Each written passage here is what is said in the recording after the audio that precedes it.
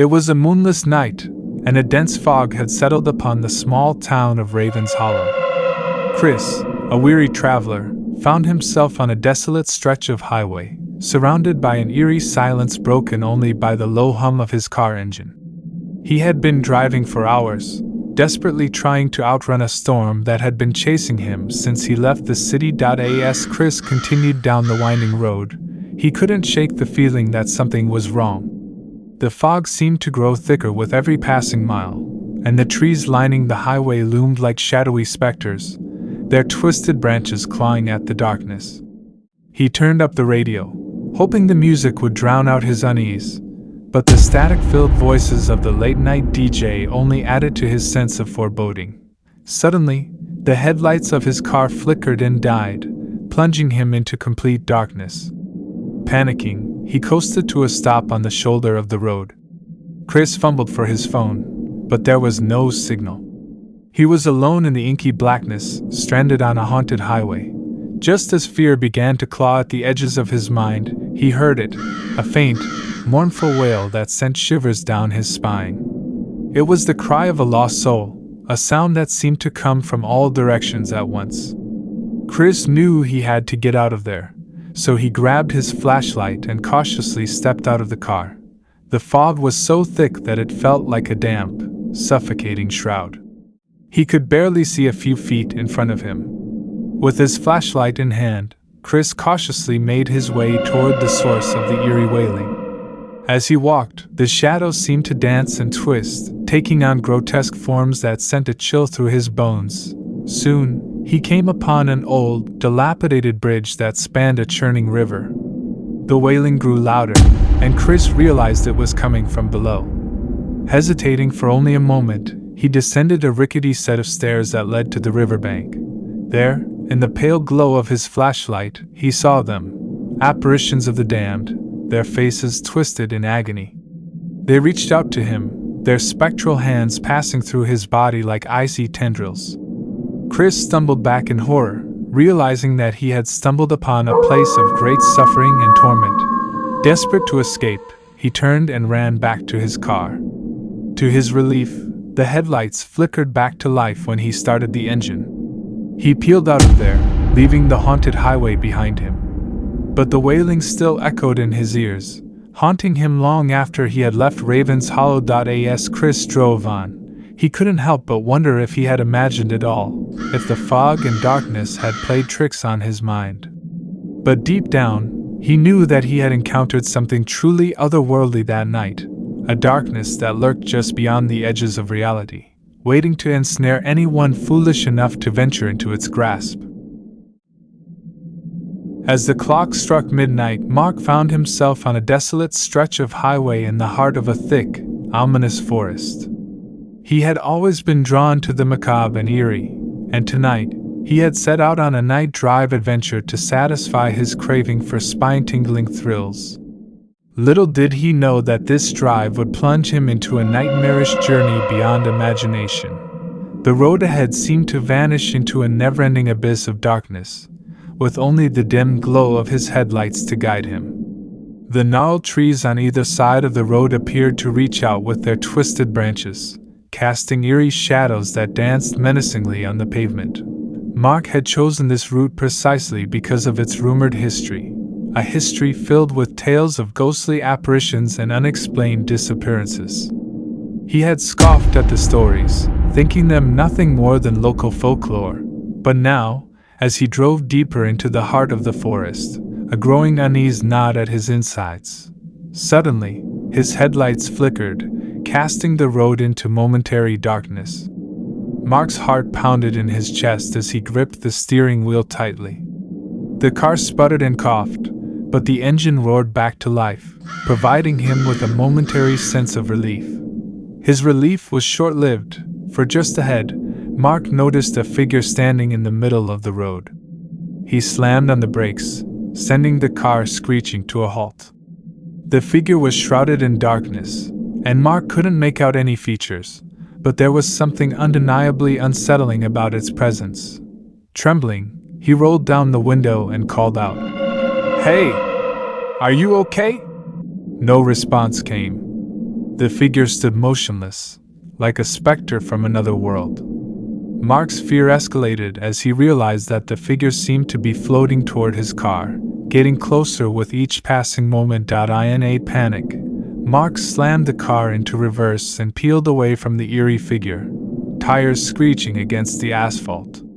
He drove for what felt like an eternity, the forest's malevolent silence only broken by the sound of his racing heart.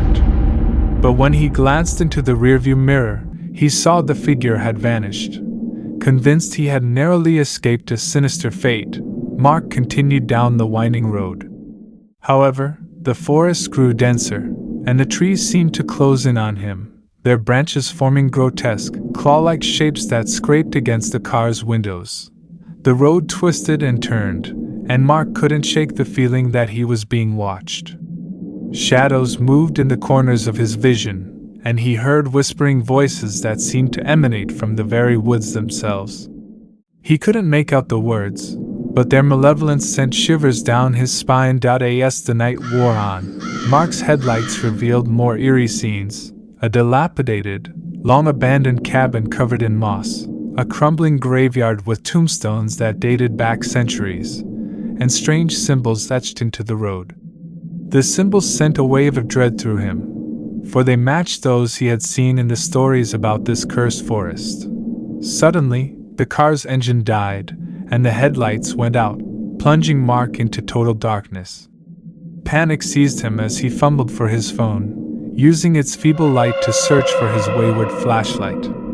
But when he turned it on, the beam revealed a horrifying sight.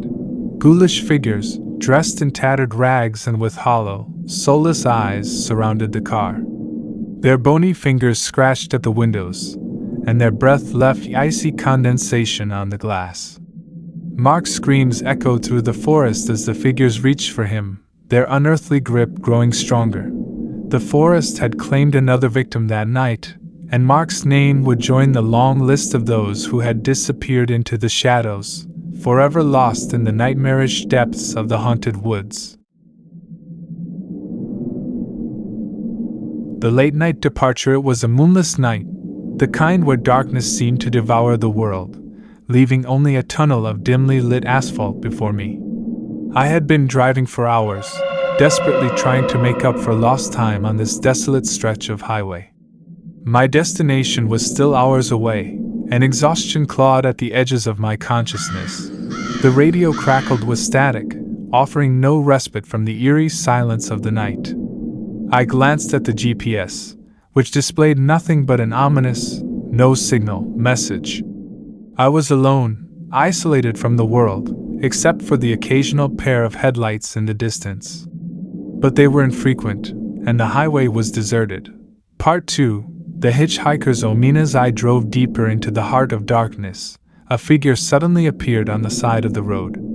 I squinted through the windshield and saw a young woman, her thumb outstretched, hitchhiking. Her silhouette was hauntingly beautiful, her long, flowing hair glimmering in the faint glow of my headlights.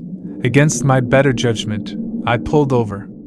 She got in, offering a weak, grateful smile. Her name was Emily, she said, and she was stranded after her car had broken down. She seemed nice enough, but her presence added an unsettling element to the night. Part 3.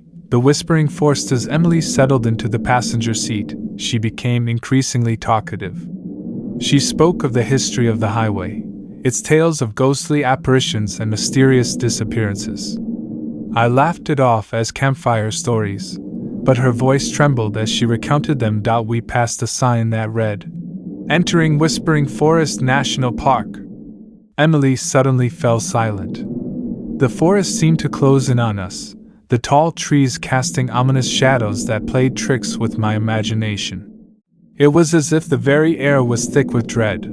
Part 4. The unearthly sounds. Emily's unease infected me, and I couldn't help but glance at her from the corner of my eye. She was staring out into the forest, her eyes wide with fear. Then it began. Faint whispers filled the car, as if the forest itself was speaking. The voices were indecipherable, a chorus of ghostly murmurs that sent shivers down my spine. I gripped the steering wheel, my knuckles turning white. Emily clutched her chest, trembling. Part 5. The terrifying encounter. A sudden flash of headlights behind us jolted me. I looked in the rearview mirror, and there was another car, its headlights glaring, but it was moving at an unnaturally high speed. Panic welled up within me as it drew closer, seemingly inches from my bumper. In a split second, it swerved and passed us. I caught a glimpse of the driver, a grinning, skeletal face that sent a scream tearing from my throat. The car vanished into the darkness ahead, leaving behind only the sound of maniacal laughter. Part 6. The haunted destination. Emily and I continued our journey through the whispering forest, the whispers growing louder and more insistent. We finally reached a desolate cabin deep within the woods. Emily said this was her destination, and I had no choice but to stop. As she got out of the car, she turned to me, her eyes no longer filled with fear but with an eerie calmness. "You should never have stopped," she whispered, her voice chillingly familiar. It was the same voice as the forest's whispers. Part 7. The never-ending night. I sped away from the cabin, back onto the highway. But the forest seemed endless, the road stretching into eternity. The whispers in my mind grew louder, inescapable, driving me to the brink of madness. I couldn't escape the feeling that I was trapped in a never-ending nightmare. The night seemed to stretch on forever, and I couldn't remember the last time I had seen another car. The highway became a twisted, nightmarish labyrinth, leading me further into the abyss. Part 8. The vanishing highway. Eventually, I lost all sense of time and direction. The road itself seemed to vanish, leaving me stranded in an inky void. I was alone, with only the haunting echoes of the forest's whispers for company. And then, just as suddenly as it had started, it ended. I found myself on a familiar stretch of highway, the first light of dawn breaking on the horizon.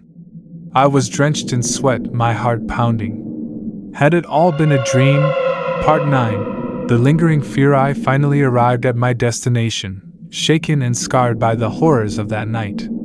I never saw Emily again, and I never returned to the whispering forest. But the memory of that night, the whispers, the skeletal driver, and the never-ending highway haunted my nightmares for years to come. To this day, I can't shake the feeling that something otherworldly lurks on that desolate stretch of road, waiting for unsuspecting travelers to venture into its depths, never to return.